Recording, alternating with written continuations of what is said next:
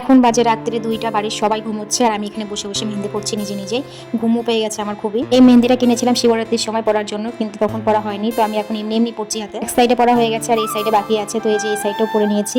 আর আমার এই হাতটা কিন্তু কমপ্লিট হয়ে গেছে, খালি এখন একটা হাতই বাকি, আর এদিকে আমার বর ঘুমোচ্ছে। আর আমার এই হাতের মেহেন্দি শুকাতেও তো একটু টাইম লাগবে, তাই ভাবছি যে বরের বুকে এই পাশটাতে আমার একটা ছোট্ট করে মেহেন্দি দিয়ে নাম আঁকিয়ে দিই। জানি না আঁকাতে দেবে কিনা, কারণ সুরসুরি লাগে। তো ধীরে ধীরে নামটা আঁকছি, তবুও বুঝতে পেরে গেছে যে ওর বুকের উপরে আমি কিছু একটা এঁকে দিচ্ছি মেহেন্দি দিয়ে। ও ঘুমের ভিতরে থেকে নানা করছিল যে না করো না করো না, কিন্তু আমি জোর করে দিলাম লাস্টে। যে দেখো আমার নাম প্রিয়াঙ্কা, তোমরা তো কেউ জানো না যে আমার ডাক নাম প্রিয়াঙ্কা। আমার আসল নাম নীলিমা, কিন্তু ডাক নাম প্রিয়াঙ্কা, তো আমাকে প্রিয়াঙ্কা বলে ডাকে, তো যার জন্য আমি নামটা প্রিয়াঙ্কাই লিখলাম। তো ওর নাম লেখার পরে এই যে আমার আর হাতেও মেহেন্দি পড়া কমপ্লিট। এই যে শুকিয়ে গেছে আর একটু হালকা করে সর্ষের তেল লাগিয়ে নিয়েছি। এখন সকাল পর্যন্ত আমাকে অপেক্ষা করতে হবে রেজাল্ট কেমন আসে। আমার বরের সঙ্গেও যে শয়তানিটা করলাম ওর বুকের উপরে মেহেন্দি দিয়ে নাম এঁকে, সেটারও তো রেজাল্ট পাবো বরের কাছ থেকে সকালে। তো দুটো রেজাল্ট একসঙ্গে পেয়ে তোমাদেরকে দেখাবো। Tata, good night. সকাল হয়ে গেছে, গুড মর্নিং। তো এই যে আমার হাতের ফাইনাল রেজাল্ট দেখো, আছে মোটামুটি রং হয়েছে, তো আর একটা রাত গেলে আর একটু বেশি হয়ে যাবে।